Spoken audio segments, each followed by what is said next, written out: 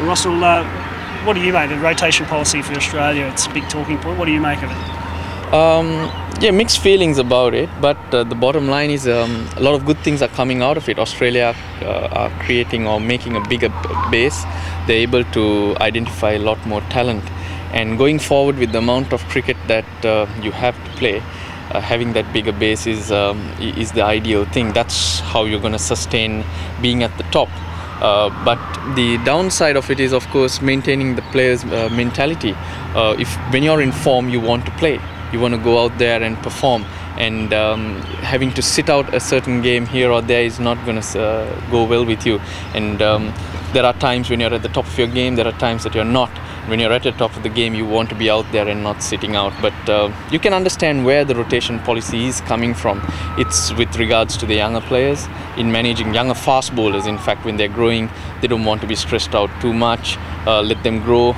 Let them gain experience and then cash in on them once they're 24 to 30 years old, where they're mature and their bodies are mature and can handle that extra workload.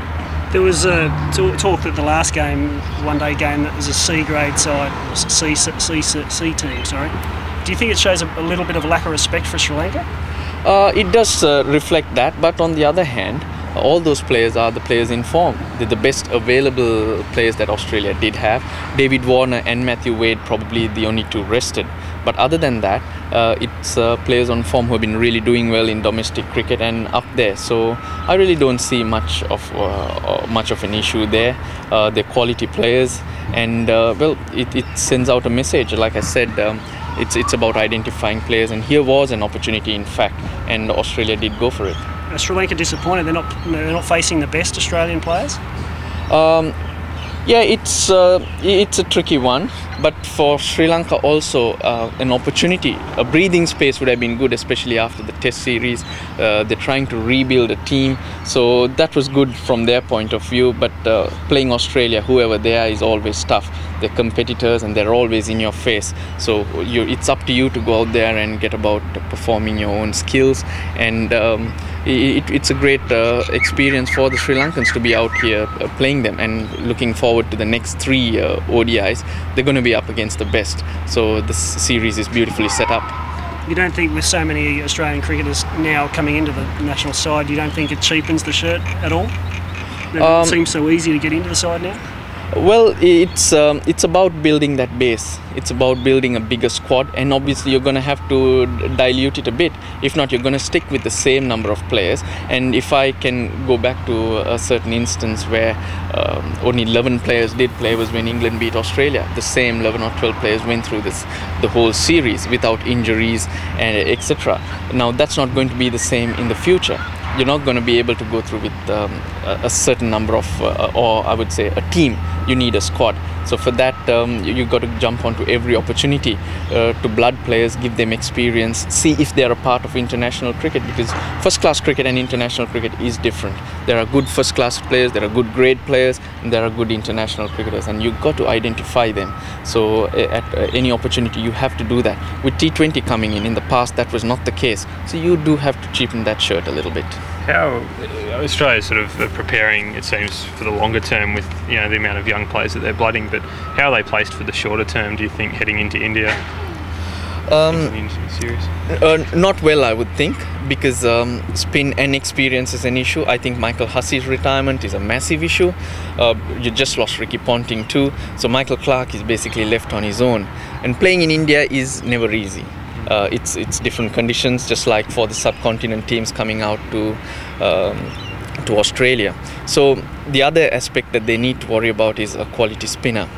They really haven't got Nathan, or the best out of Nathan Lyon yet. They need someone else, I would think, to really create pressure and help those fast bowlers out. So experience is an issue. Do you think Australia might be thinking they're going a little bit better than what they actually are in terms of? I think so, because Sri Lanka were poor.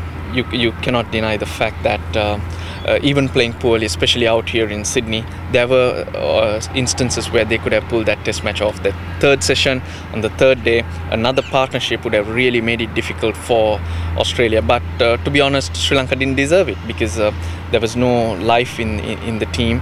The fast bowling aspect was really poor, but yet we did see an opening. So if you look at it, Australia have lots of areas to work on. Which direction should Sri Lanka go in, do you think, in terms of the next captain? I wouldn't look further than Angelo Matthews. He's the most experienced of the younger guys and most skilled. Yet again, with him, I think consistency is an issue where his performances are concerned. Lots of 50s, 60s, 70s. The hundreds need to come from him. But reading the game and talent-wise, Angelo is the man. What about the rest of the ODI series? Do you think Sri Lanka's well positioned now for the series is alive, and that's the most important thing. Australia are going to be stronger, but on the other hand, the Sri Lankans would now believe what they needed was new heroes. Now, Chandimal scoring a 50 in that first ODI and Thirimana getting 100 would mean that the senior players can now relax a little bit and trust the rest of the team. That does matter. So I think as a unit, they will work better. Lasith Malinga and Ajantha Mendis, who are probably the X factors in the Sri Lankan bowling unit, haven't been at their best. So I think they'll get better, and the most important thing is they won a match, and that winning feeling can change a lot. The team combination will settle down and they'll be a real threat. What are your thoughts on the sort of the future of Sri Lankan cricket? Obviously, a lot of the senior batsmen are coming to maybe towards the end of their careers. Do you think there's a talent coming through? I'm excited about the future, especially the guys even you have seen out here, Chandimal, Thirimana, Karunaratne, who I feel should come into the one-day team too.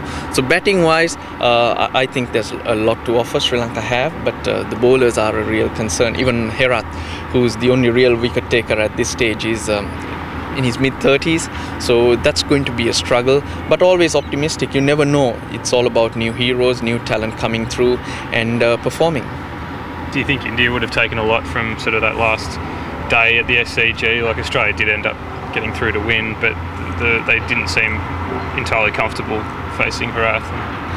Well, India initially do need to focus on their game, because at this stage they're not playing good cricket. They're better skilled players than that, and what you saw against England and Pakistan is not what you get from India when you go out there. So rather than looking at a step ahead and looking at where Australia are, they really need to get their game in order, get their batsmen scoring runs, and then look at the next step of planning for the opposition.